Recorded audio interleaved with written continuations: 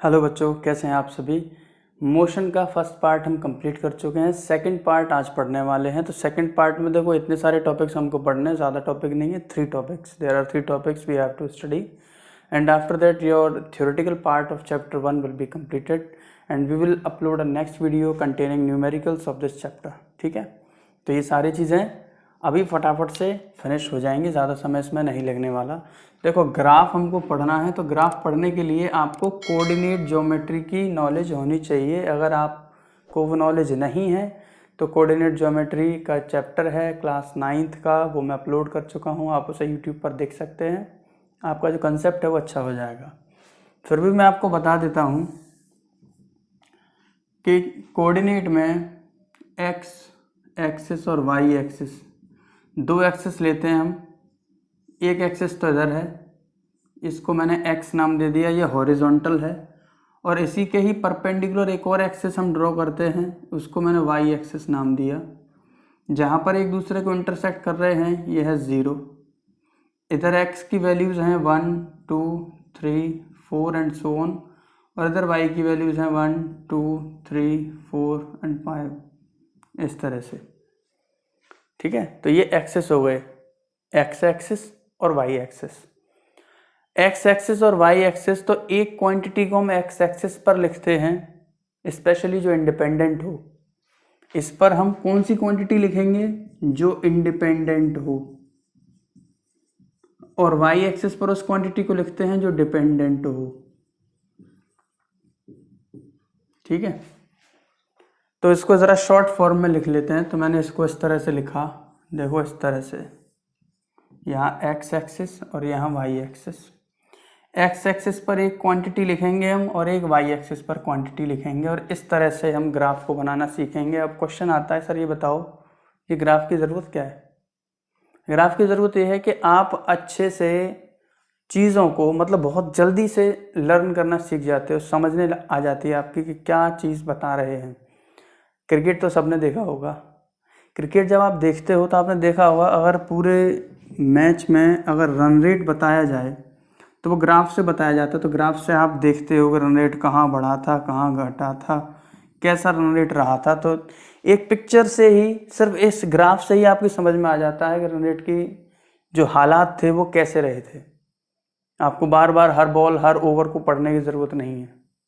इसी तरह से चीज़ों को आसानी से आप समझ लेते हो ग्राफ की मदद से। तो यहाँ पर हम मोशन का रिप्रेजेंटेशन ग्राफ के माध्यम से करने जा रहे हैं।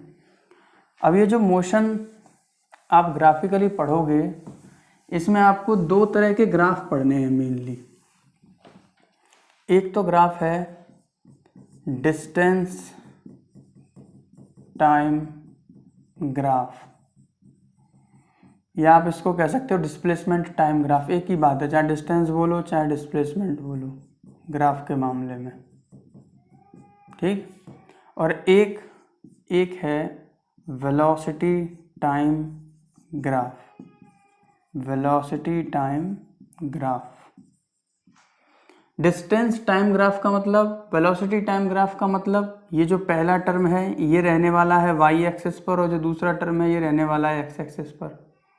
यानी कि ग्राफ अगर प्लॉट आप करोगे तो एक्स एक्सिस ये है, यहाँ क्या आएगा? टाइम। तो आपने यहाँ लिखा टाइम, और टाइम किस में? सेकंड्स में। और यहाँ क्या आएगा? अगर डिस्टेंस टाइम ग्राफ है तो यहाँ डिस्टेंस आएगा, और डिस्टेंस किस में रहेगा? मीटर में। तो वेलोसिटी टाइम ग्राफ की शक्ल कुछ ऐसी नज़र आएगी आपको, और डिस्टेंस टाइम ग्राफ की शक्ल कुछ ऐसी नज़र आएगी। सबसे पहले हम पढ़ेंगे डिस्टेंस टाइम ग्राफ के बारे में, तो इसको आप नोट कर लो। अब चलते हैं अपने टॉपिक की तरफ। तो डिस्टेंस टाइम ग्राफ को पढ़ते हैं पहले। ठीक है, पहला है डिस्टेंस टाइम ग्राफ। अब इस डिस्टेंस टाइम ग्राफ में आपको 3 सिचुएशन लेनी है। पहली सिचुएशन, जब कोई भी बॉडी रेस्ट में है। दूसरी सिचुएशन, कोई भी बॉडी यूनिफॉर्म वेलोसिटी से मूव कर रही है। तीसरी सिचुएशन, कोई भी बॉडी नॉन यूनिफॉर्म वेलोसिटी से मूव कर रही है। और एक क्वेश्चन आता है कि what does the slope of distance time graph represent. इसमें इतनी चीज़ें आपको समझ में आनी चाहिए। देखो अब ग्राफ बनाते हैं। सबसे पहला केस, जब बॉडी रेस्ट में हो तो मैंने डिस्टेंस टाइम ग्राफ की बात हो रही है, तो ये तो एक्स एक्सिस पर आएगा और ये वाई एक्सिस पर आएगा। तो ज़रा ड्रॉ करो, ये रहा वाई एक्सिस और ये रहा एक्स एक्सिस। एक्स पर आया टाइम, वो भी सेकंड में। इधर आया डिस्टेंस, किस में? मीटर में। ठीक है। अब आपसे कह रहा है बॉडी रेस्ट में है। बॉडी रेस्ट का मतलब जैसे मान लो पहले यहाँ मैंने लिखा ये 0 है, यहाँ 2 सेकेंड, यहाँ 4 सेकेंड, यहाँ 6 सेकेंड, यहाँ 8 सेकेंड। ये मान लो डिस्टेंस है कि यहाँ 2 मीटर, इधर 4 मीटर, इधर 6 मीटर, इधर 8 मीटर, ऐसे। मान लो कोई ऑब्जेक्ट क्या, एलियन को लेके आओ, भूल गए क्या एलियन? मान लो कोई एलियन यहाँ खड़ा हुआ है 2 मीटर की दूरी पर, 2 मीटर की डिस्टेंस पर कोई एलियन खड़ा हुआ है। यहाँ बना लेते हैं, ये रहा एलियन। बुलाया जाए भाई, हाजिर किया जाए एलियन को। ये आ गया। आपने देखा कि टाइम जब 2 सेकंड हो गया तब भी महाराज यहीं खड़े हैं, इनकी पोजीशन नहीं बदली। यानी कि ये पहले भी यहाँ थे और 2 सेकंड के बाद भी ये यहीं पर हैं। जब टाइम 4 सेकंड हो गया तब भी ये 2 मीटर की दूरी पर ही हैं। जब टाइम 6 सेकंड हो गया तब भी ये यहीं हैं, और जब टाइम 8 हो गया तब भी ये यहीं हैं। इसका मतलब अगर मैं ग्राफ प्लॉट करूं तो एक पैरेलल लाइन आई एक्स एक्सिस के। तो हमने ये देखा कि जब भी कोई बॉडी रेस्ट में होती है तो उसका ग्राफ एक स्ट्रेट लाइन आता है जो एक्स एक्सिस के पैरेलल होता है। क्या लिखोगे आप यहाँ पर? जब भी कोई बॉडी रेस्ट में होती है तो उसका ग्राफ कैसा आता है? तो यहाँ ब्रैकेट में लिख रहा हूँ, ग्राफ कैसा आएगा? Parallel to X axis. ठीक। तो ये फर्स्ट केस पढ़ लिया आपने। अब बात करते हैं सेकंड केस की। तो सेकंड केस के लिए मैं इसको ज़रा रब कर देता हूँ यहाँ से। ये रब हो गया। ठीक है। एलियन को भी फिलहाल ही रहने दो, एलियन को भी नहीं हटा रहे पूरी तरह से। ये 8 मीटर है यहाँ। अब बात कर रहा है कि कोई भी बॉडी जब यूनिफॉर्म वेलोसिटी से मूव कर रही हो, यूनिफॉर्म वेलोसिटी से। यूनिफॉर्म वेलोसिटी का मतलब जानते हो? यूनिफॉर्म वेलोसिटी कब आती है बताओ ज़रा ध्यान से। ये कंसेप्ट हमने आपको बताया था यूनिफॉर्म वेलोसिटी का। यूनिफॉर्म वेलोसिटी का मतलब होता है कि इक्वल इंटरवल ऑफ टाइम में इक्वल डिस्प्लेसमेंट या डिस्टेंस ट्रेवल होना चाहिए। ठीक है। जैसे यहाँ ये 0 है, यहाँ 2 है, यहाँ 4 है, यहाँ 6 है, यहाँ 8 है, और यहाँ टाइम है, मान लो ये 0 है, ये 2 है, ये 4 है, ये 6 है, ये 8 है। तो हर 2 सेकंड में 2 मीटर की दूरी ट्रेवल हो रही है। यानी कि पहले ऑब्जेक्ट 0 पर है, मान लिया आपने। अब 2 सेकंड बाद आपने देखा, 2 सेकंड बाद आपने देखा कि 2 पर आ गया। अगले 2 सेकंड पर ये कहाँ पहुँच गया? 2 पर। तो जब टाइम 2 सेकंड हुआ तो ऑब्जेक्ट कहाँ पहुँच गया? 2 मीटर पर, यहाँ। अभी आपको कोऑर्डिनेट ज्योमेट्री आनी चाहिए प्लॉट करने के लिए। 2,2 प्लॉट करना था आपको। और 2 सेकंड आगे बढ़े आप, और 2 सेकंड आगे बढ़ोगे तो 4 पे पहुँच जाओगे, और दूरी कहाँ पहुँच जाएगी? +2 मीटर और ऐड हो जाएगा तो 4 पे पहुँच जाओगे आप। तो जब टाइम 4 सेकंड हुआ तो डिस्टेंस भी आप 4 मीटर चल दिए। टाइम जब 6 सेकंड हुआ तो डिस्टेंस भी आप 6 मीटर चल दिए। और टाइम जब 8 सेकंड हुआ तो डिस्टेंस भी आप 8 मीटर चल दिए। इसका मतलब ये हुआ कि जब भी यूनिफॉर्म वेलोसिटी होगी तो एक इंक्लाइंड स्ट्रेट लाइन आपको मिलेगी। इंक्लाइंड का मतलब है कि एक एंगल बन रहा होगा। इंक्लाइंड स्ट्रेट लाइन आपको ग्राफ इसका मिलने वाला है, किसका? यूनिफॉर्म वेलोसिटी का। तो आप यहाँ लिखोगे इंक्लाइंड स्ट्रेट लाइन। ये किसका ग्राफ हो गया? ये ग्राफ हो गया जब भी कोई बॉडी यूनिफॉर्म वेलोसिटी से मूव कर रही होगी तब। अब बात करते हैं कि जब कोई बॉडी नॉन यूनिफॉर्म वेलोसिटी से मूव करेगी तो उसका ग्राफ कैसा बनेगा। नॉन यूनिफॉर्म वेलोसिटी का मतलब क्या होता है? इक्वल इंटरवल ऑफ टाइम में अनइक्वल डिस्टेंस चले। जैसे 2 सेकंड में तो पहले 2 चल गया, अगली 2 सेकंड में मान लो 3 मीटर ही चला, फिर अगले 2 सेकंड में मान लो यहाँ पहुँच गया, फिर अगले 2 सेकंड में मान लो यहीं रह गया। तो इसका आप ग्राफ देखोगे तो कुछ ऐसा इस तरह का मिलेगा, या फिर आप समझोगे ऐसे ग्राफ बनता है इसका। ठीक है, तो ये स्ट्रेट नहीं होगा, ये जो ग्राफ है स्ट्रेट नहीं आएगा। यहाँ इसका ग्राफ कैसा आएगा? कर्व आएगा इस ग्राफ में। ठीक है, तो ग्राफ हमने अभी देखा फिलहाल में distance time graph. Distance time graph में 3 केस देखे। जब बॉडी रेस्ट में है तो parallel to X axis, body uniform velocity है इंक्लाइंड स्ट्रेट लाइन, और अगर नॉन यूनिफॉर्म वेलोसिटी है तो आपको इस तरह का कर्व देखने को मिलेगा। अब इसमें एक क्वेश्चन आता है, इसको मैं हटाने जा रहा हूँ, इसको नोट कर लो आप। और इस क्वेश्चन को मैं यहीं लिखे रहने दूंगा।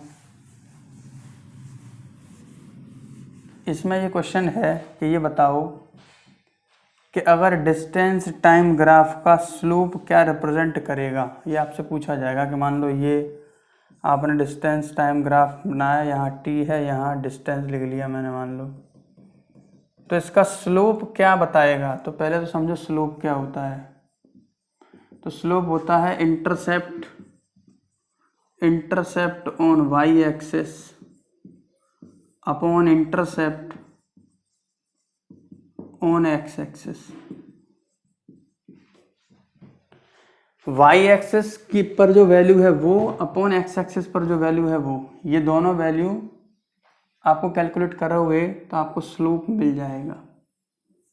ठीक है, तो वाई एक्सिस पर कहाँ कट हो रहा है और एक्स एक्सिस पर कहाँ कट हो रहा है, ये वैल्यू आपको देखनी है। तो ज़रा ध्यान से देखो, स्लोप वाई एक्सिस पर क्या वैल्यू है। तो वाई एक्सिस पर आप देखोगे डिस्टेंस है या डिस्प्लेसमेंट है, और एक्स एक्सिस पर क्या है। तो एक्स एक्सिस पर टाइम है, तो आपने लिखा टाइम। तो ये स्लोप किसको रिप्रेजेंट कर रहा है? तो स्लोप रिप्रेजेंट करता है वेलोसिटी को। तो आपसे कहा जाएगा what does the slope of distance time graph represent. तो आप आंसर देंगे इसमें वेलोसिटी। ये आंसर हो गया इसका। CBQ बेस्ड एक इम्पॉर्टेंट क्वेश्चन भी हो गया। और इसी तरह से हमने डिस्टेंस टाइम ग्राफ को फिनिश कर लिया। अब हम चलते हैं वेलोसिटी टाइम ग्राफ पर। अब देखो velocity time graph, second one is velocity time graph. तो ये क्या होता है? वेलोसिटी टाइम ग्राफ में हम वेलोसिटी और टाइम के बीच में ग्राफ बनाते हैं। इधर टाइम है, इधर वेलोसिटी है, इन दोनों के बीच में आप ग्राफ बनाओगे, से हम बोलेंगे वेलोसिटी टाइम ग्राफ। और यहाँ केस कौन कौन से लेने हैं? एक केस लेना है जब बॉडी मूव कर रही है कांस्टेंट वेलोसिटी से, कांस्टेंट वेलोसिटी से। ठीक है, एक केस हमको लेना है जब बॉडी मूव कर रही है यूनिफॉर्म एक्सेलरेशन से। एक केस हमको लेना है कि जब बॉडी मूव कर रही है नॉन यूनिफॉर्म एक्सेलरेशन से।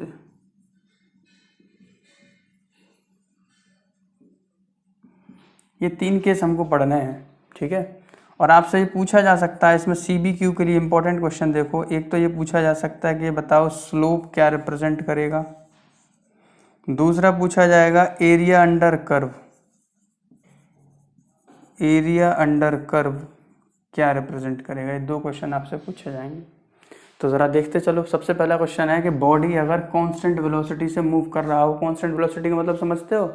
अगर कोई 10 मीटर पर सेकंड की स्पीड से चल रहा है तो वो 10 मीटर पर सेकंड की स्पीड से ही चलता रहे, क्या होगा? तो यहाँ मान लो आपने टाइम 0, यहाँ आपने लिखा 2, यहाँ लिखा 4, यहाँ लिखा 6, यहाँ लिखा 8। यहाँ वेलोसिटी आपने लिखी 2, यहाँ लिखी 4, यहाँ लिखा 6, यहाँ लिखा 8। अब मान लो कोई एलियन ही आए, यहाँ तो हमेशा एलियन ही रहने वाला भाई अपने पास। तो अभी कोई एलियन साइकिल से जा रहा है और इसकी स्पीड है 4 मीटर पर सेकंड। 4 मीटर पर सेकंड की स्पीड से ही चल रहा है, ना तो स्पीड में कोई इंक्रीमेंट हो रहा है ना डिक्रीमेंट हो रहा है। आपने देखा 2 सेकंड्स बाद भी इसकी 4 मीटर पर सेकंड ही वेलोसिटी है, 4 सेकंड बाद भी इतनी ही है, 6 सेकंड बाद भी इतनी ही है और 8 सेकंड बाद भी इतनी ही है। अगर इसकी वेलोसिटी में कोई चेंज नहीं आ रहा है तो इस समय पर आपको जो ग्राफ है वो कैसा मिलेगा? ग्राफ आपको मिलेगा पैरेलल टू एक्स एक्सिस। ये तो हो गया पहला ग्राफ। दूसरा ग्राफ देखो, दूसरा केस है कि जब कोई बॉडी यूनिफॉर्म एक्सेलरेशन से चल रही हो। यूनिफॉर्म एक्सेलरेशन का मतलब है कि डेल्टा वी का मतलब है change in velocity. Change in velocity ये कांस्टेंट है। चेंज इन वेलोसिटी कांस्टेंट का मतलब समझो, यहाँ कोई एलियन है जो अपनी साइकिल से जा रहा था, ये भेलपुड़ी नहीं खा रहा था, ठीक है। अभी आप कहने लगे जाओगे सर ये तो भेलपुड़ी खा रहा था, ऐसा कुछ नहीं है भाई। तो मान लो यहाँ मैंने टाइम को लिखा, इधर 2 है, इधर 4, इधर 6, इधर 8, इधर 10। इधर भी मैंने टाइम को लिखा 2, 4, 6, 8 और 10। आपने देखा कि पहली 2 सेकंड में इसने वेलोसिटी गेन कर ली 2 मीटर पर सेकंड की। तो देखो चेंज कितना आया, टाइम में चेंज आया 2 का और वेलोसिटी में चेंज आया 2 मीटर पर सेकंड का। भाई बाद वाले में से पहले वाले को घटा देते हैं। यहाँ देखो, तो यहाँ भी आपने देखा 2 सेकंड में चेंज कितना आया वेलोसिटी में, तो 4 में से 2 माइनस करो 2 ही आया। इधर सब्ट्रैक्शन करो 2 ही आया, इधर सब्ट्रैक्शन करो 2 ही आया। यानी कि चेंज निकाल रहे हो आप। चेंज कैसे निकलता है? फाइनल में से इनिशियल माइनस करके निकलता है चेंज। यानी कि बाद वाले में से पहले वाले को, बाद वाले में से पहले वाले को। तो हर बार जो चेंज है ये सेम आ रहा है। सेम का मतलब है कांस्टेंट आ रहा है।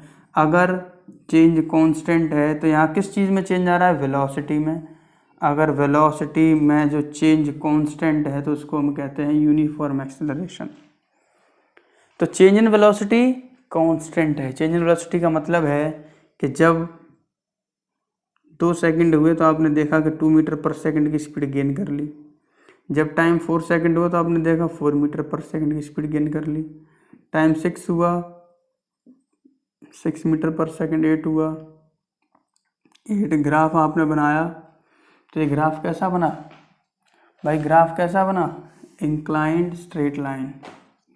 तो ये कैसा बना? Inclined straight line. Third case non uniform acceleration का है। तो नॉन यूनिफॉर्म एक्सेलरेशन का कर्व बनता है, ध्यान रखना, कुछ इस तरह का, ऐसा, ठीक है। कर्व बनेगा यूं, ऐसा। तो यहाँ आप लिख सकते हो कर्व। और एक और केस बनता है, इसको ज़रा मैं हटा दूँ यहाँ से। वो केस क्या बनता है? तो वो केस बनता है रिटार्डेशन का। वो केस बनता है रिटार्डेशन का। तो रिटार्डेशन का जो ग्राफ बनेगा वो उल्टा बनता है, ऐसे यूं, ऐसा ग्राफ बनेगा, ठीक है। रिटार्डेशन का ये केस है तो इसको नोट कर लेना कि ये केस जो है ये रिटार्डेशन का है। अब क्वेश्चन आता है, बताओ स्लोप किस चीज़ को रिप्रेजेंट करेगा? तो स्लोप यहाँ देखो, वाई एक्सेस पर वेलोसिटी है, एक्स एक्सेस पर टाइम है, तो वी बाई टी किसको रिप्रेजेंट करता है? एक्सेलरेशन को। तो स्लोप जो है ये एक्सेलरेशन को रिप्रेजेंट करेगा। एरिया अंडर कर्व, यानी कि जो एरिया है इसके अंडर में, ये किस चीज़ को रिप्रेजेंट करेगा? तो एरिया कैसे निकालते हैं हम? वेलोसिटी के टाइम में मल्टीप्लाई करोगे तभी तो एरिया निकलेगा। ये मल्टीप्लिकेशन किस चीज़ को रिप्रेजेंट करेगा? तो आप जानते हो कि एक्सेलरेशन सॉरी एक्सेलरेशन बोल रहा हूँ, वेलोसिटी जो होता है ये होता है डिस्प्लेसमेंट अपॉन टाइम। इस टाइम को आप इधर लेके जाओगे तो ये क्या हो गया, वेलोसिटी इनटू टाइम। ये किसके बराबर है, एस क्या होता है, डिस्प्लेसमेंट। तो ध्यान रखिए एरिया अंडर कर्व रिप्रेजेंट करता है डिस्प्लेसमेंट को। ये CBQ के लिए इंपॉर्टेंट क्वेश्चन है, डिस्प्लेसमेंट को रिप्रेजेंट करता है। तो यहाँ तक की चीज़ें कंप्लीट हो गई, हमने ग्राफ कंप्लीट कर लिया। अब हम चलते हैं इक्वेशन ऑफ मोशन की तरफ। तो इक्वेशन ऑफ मोशंस, ये जो है इक्वेशंस ऑफ मोशन देखो कौन कौन सी होती हैं। एक तो होता है v is equal to u plus AT, एक होता है v square is equal to u square plus 2as, एक होता है s is equal to UT plus half AT square. ये तीन जो हैं ये इक्वेशंस ऑफ मोशन हैं जिनको हम डराइव करेंगे ग्राफिकली और फिर डराइव करेंगे मैथमेटिकली। कैसे करते हैं देखो, इसको भी मैं रब करने जा रहा हूँ यहाँ से। पहले हमको ग्राफ बनाना है, तो हमने यहाँ वेलोसिटी टाइम ग्राफ प्लॉट कर लिया, यहाँ टाइम लिया, यहाँ वेलोसिटी ली, यहाँ टाइम, ये ओरिजिन है 0, ठीक है, और ये वेलोसिटी। अब मैंने मान लिया कि कोई ऑब्जेक्ट किसी एक इनिशियल वेलोसिटी u से चलना शुरू हुआ। मैं ये नहीं कह रहा 0 से चला, मान लो कोई पहले से ही 10 मीटर पर सेकंड की स्पीड पर है, मैं वहाँ से कंसीडर कर रहा हूँ 10 मीटर पर सेकंड से वो 20 मीटर पर सेकंड पर पहुँच गया। तो मान लो उसकी इनिशियल वेलोसिटी u थी, यानी कि मान लो 10 थी, 10 से ये पहुँच गया मान लो 20 पर, ठीक। तो ये है, ये जो पॉइंट है, ये जो पॉइंट है ये है v, और v क्या डिस्टेंस है, यहाँ से लेकर यहाँ तक की जो डिस्टेंस है ये v है, और ये है इनिशियल वेलोसिटी यानी कि u। ये कहाँ से कहाँ तक है, तो ये यहाँ से यहाँ तक है u। ये इनिशियल वेलोसिटी है, ये फाइनल वेलोसिटी है। अब मैंने इसको थोड़ा नीचे तक प्लॉट कर दिया और ये कंस्ट्रक्शन मैंने कर दिया इस तरह से, ये कंस्ट्रक्शन कर दिया। और ये टाइम है, मान लो इतना टाइम लगा था t, तो यहाँ से लेके यहाँ तक जो टाइम है ये है t, ठीक है।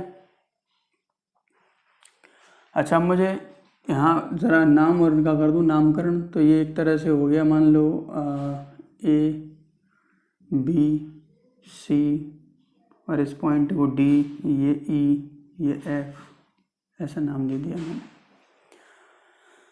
जो जो चीज़ें पढ़ी थी ज़रा ध्यान करो। एक तो हमने पढ़ा था कि area under curve, area under curve in velocity time graph क्या देता है हमको, एरिया अंडर कर्व क्या देता है, ध्यान करो। अगर आपने नोट्स बनाए हैं साथ के साथ तो आपको पता हो ये डिस्प्लेसमेंट देता है, डिस्प्लेसमेंट। और स्लोप क्या देता है, ध्यान करो, स्लोप क्या देगा यहाँ, तो स्लोप देगा एक्सीलरेशन, ठीक है। आ जाओ इधर। तो फर्स्ट इक्वेशन हम प्रूव करने जा रहे हैं। तो देखो स्लोप क्या चीज़ रिप्रेजेंट करता है, स्लोप का मतलब होता है y एक्सिस पर जो इंटरसेप्ट है वो अपॉन x एक्सिस पर जो इंटरसेप्ट है वो। स्लोप रिप्रेजेंट करता है एक्सीलरेशन को, y एक्सिस पर जो इंटरसेप्ट है, इंटरसेप्ट की बात हो रही है, तो y एक्सिस पर इंटरसेप्ट यानी कि ये टुकड़ा है y एक्सिस पर। तो ये आप कैसे निकालोगे, इंटरसेप्ट जो हो गया BC अपॉन ये कितना हो गया FC। तो BC कैसे निकालोगे, ये टुकड़ा कैसे निकलेगा, इस पूरे में से इसको माइनस कर दो तभी तो ये बचेगा। नहीं समझे, जैसे मान लो ये 10 है, इसकी लंबाई है 10 मीटर, आप इसमें से माइनस कर दो 2 मीटर को, तो ये कितना बचा, ये 8 बचा। तो अगर आपको इसकी वैल्यू चाहिए तो आप क्या करोगे, इस पूरे में से इसको माइनस करोगे, वही मैंने किया। इस v में से इस u को माइनस करूँगा तो ये टुकड़ा बचेगा इतना, यही तो है y एक्सिस पर इंटरसेप्ट। तो आपने यहाँ लिखा v minus you upon FC। FC देखो ये इसके पैरेलल है, एक रेक्टेंगल ही तो है ये, तो अगर ये t है तो ये भी t होगा, और अगर ये u है तो ये भी u होगा, और ये पूरा कितना होगा v। तो आपने यहाँ लिखा t। आप इसे लिख सकते हो a is equal to v minus u by t, cross multiply करो ज़रा तो ये आया a t is equal to v minus u, यानी कि इस माइनस यू को इधर लेके आए तो ये आया v is equal to u plus a t. यही है first equation of motion. First equation of motion आपने प्रूफ कर ली। सेकंड इक्वेशन ऑफ मोशन को प्रूफ करते हैं।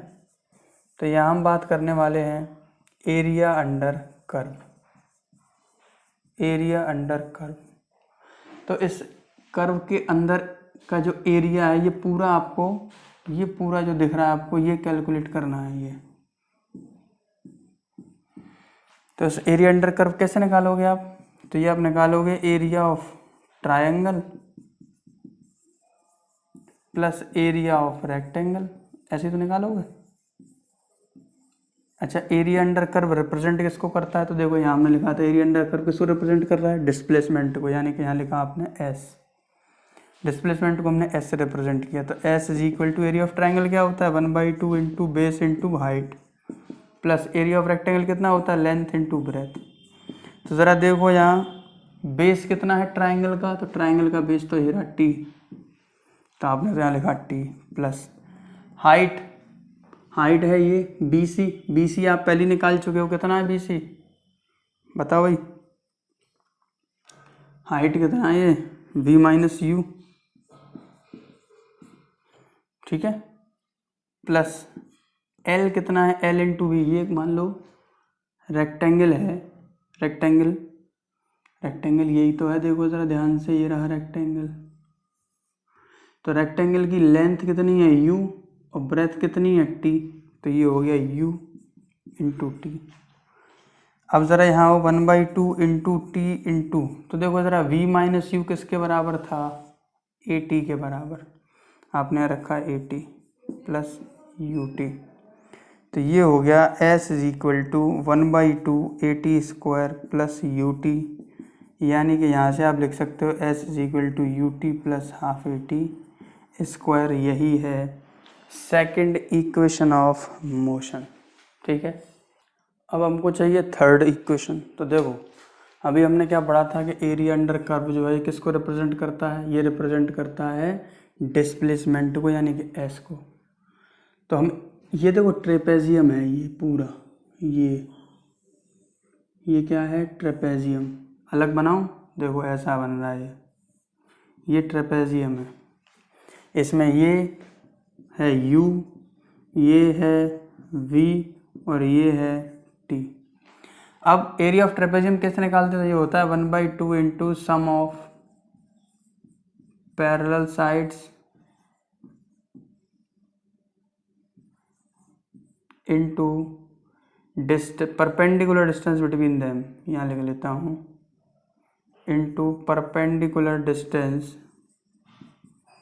Between them. तो देखो 1/2 इंटू पैरेलल साइड्स कौन कौन सी हैं? तो ये वाली और ये वाली साइड पैरेलल हैं एक दूसरे के। ये वाली साइड है U, ये वाली साइड है V, इंटू परपेंडिकुलर डिस्टेंस, यानी कि इन दोनों के बीच में परपेंडिकुलर डिस्टेंस कितनी है? तो वो है T। तो यहाँ आपने लिखा T। तो ये हो गया 1/2 into U plus V into T। अब ज़रा फर्स्ट इक्वेशन ऑफ मोशन को याद करो। तो वो था A is equal to V minus u by t. इस T को इधर ले आओ, A को इधर ले आओ, तो ये हो गया T is equal to V minus u by a. और ज़रा इस वैल्यू को इसमें उठा के रखो, तो ये हो गया 1/2 into u plus v into v minus u by a. Solve करो इसको, तो ये हो गया 1/2, ये a plus b, a minus b, ये होता है कितना? ज़रा इनको इंटरचेंज कर देता हूँ मैं, यहाँ v कर देता हूँ या u कर देता हूँ, तो ये हो गया v square minus u square upon a. तो ये बना v square minus u square upon 2a, और ये बराबर किसके है? s के। ये सभी s के बराबर ही तो है भाई। सॉल्व करो तो ये आया v square minus u square is equal to 2as। यही है थर्ड इक्वेशन ऑफ मोशन। तो आपने इक्वेशन ऑफ मोशन को ग्राफिकली समझ लिया। अब मैथमेटिकली इसको डिराइव करके देखते हैं, ठीक है। देखो मैथमेटिकली कैसे प्रूफ करते हैं। तो एक्सेलरेशन का फॉर्मूला आप जानते हो वो क्या होता है? Final velocity minus initial velocity upon time. Final velocity को स्मॉल v से, इनिशियल को u से, t से, इसको सॉल्व कर लो ज़रा, तो ये आया a t is equal to v minus u, यानी कि v is equal to u plus a t. यही है फर्स्ट इक्वेशन ऑफ मोशन। देखो प्रूफ हो गया, first equation of motion proof हो गया। अब चलते हैं सेकंड इक्वेशन ऑफ मोशन। तो सेकंड इक्वेशन ऑफ मोशन में क्या करना है, देखो कंसेप्ट आपने पढ़ा था कि एवरेज वेलोसिटी जो होता है, ये हमने पढ़ाया था फर्स्ट पार्ट में, देखना अगर नहीं देखा है तो। ये क्या होता है, initial velocity plus final velocity upon 2, यानी कि v प्लस यू बाई 2। ये एवरेज वेलोसिटी है, एवरेज, या मैं लिख सकता हूँ या v एवरेज ऐसे लिख दे रहा हूँ। ठीक, अब ध्यान से देखो, अगर एवरेज वेलोसिटी भी है तो एक तरह से आप इसको लिख सकते हो कि नहीं, डिस्प्लेसमेंट अपॉन टाइम। अरे होगा डिस्प्लेसमेंट ही, होगा टाइम ही। वेलोसिटी की बात आ रही तो दो चीज़ें तो होंगी। ज़रा इसको इधर लेके जाओ, तो ये हो जाएगा डिस्प्लेसमेंट इज इक्वल टू, या डिस्टेंस कर दो, चलो अगर कन्फ्यूजन हो रहा है तो डिस्टेंस भी कर सकते हो, है ना। Average velocity into time. Average velocity आपने क्या लिखा था, v प्लस यू बाई 2, और डिस्प्लेसमेंट कितना रखा था, डिस्प्लेसमेंट क्या होता है, s होता है ना, इनटू टाइम कितना है, t। ये अभी तक आया यहाँ तक। क्वेश्चन को ध्यान करो, देखो फर्स्ट इक्वेशन में v की जगह क्या लिखा हुआ है, u प्लस ए टी। इस वैल्यू को ज़रा उठा के रखो, तो ये हो जाएगा s is equal to u plus a t plus u by 2 into t, यानी कि s is equal to 2u plus a t by 2 into t. इसको फर्दर आप सॉल्व करिए, मैं इसको इधर सॉल्व कर देता हूँ। तो ये हो गया s is equal to, time का मल्टीप्लाई अंदर करोगे तो ये हो गया 2ut plus a t square, और 2 को सेपरेट कर दो, अपॉन 2 और अपॉन 2, ये 2 से 2 कैंसिल, तो यहाँ बना s is equal to u t plus half a t square. ये हो गई सेकंड इक्वेशन ऑफ मोशन। अब यहीं से आप थर्ड इक्वेशन ऑफ मोशन को भी प्रूफ कर सकते हैं। कैसे, देखो ये जो t था इसकी वैल्यू बस आपको चेंज करनी है, तो यहाँ third equation of motion proof हो जाएगा। यहाँ से ज़रा इधर देखो, t की वैल्यू क्या हो जाएगी, v माइनस यू बाई ए। इसको प्लेस करो ज़रा यहाँ, तो ये हो जाएगा s is equal to v plus u by 2 और into v minus u by A.